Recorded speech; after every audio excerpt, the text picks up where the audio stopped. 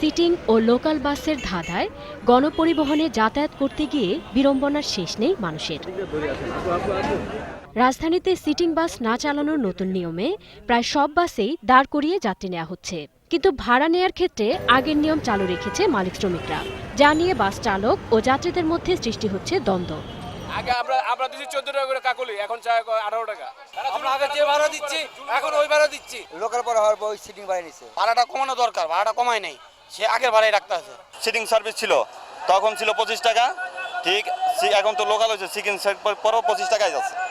এদিকে কৌশলে রাজধানীর রাজপথে স্বাভাবিকের চেয়ে কম বাস নামিয়েছেন বাস মালিকরা। বিআরটি এর চার্ট অনুযায়ী ভাড়া আদায় না করতে কৃত্রিম সংকট সৃষ্টির কথা স্বীকার করলেন বাস শ্রমিকরাও।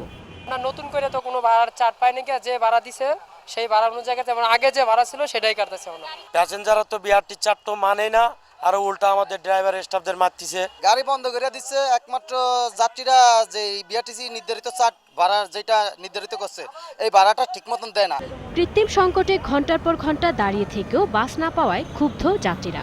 এখন লোকাল হওয়ার ফলে একটা জায়গায় তারা অনেকক্ষণ দাঁড়ায়, সেজন্য আর কি গাড়ি অনেক লেটে আসছে। আমি অনেকক্ষণ যাবত গাড়ির জন্য অপেক্ষা করতেছি, কিন্তু গাড়ি পাচ্ছি না। দ্রুত সময়ের মধ্যে গণপরিবহন নিয়ে সৃষ্ট জটিলতা নিরসনে সংশ্লিষ্ট কর্তৃপক্ষকে ব্যবস্থা নেওয়ারও দাবি জানিয়েছেন তারা।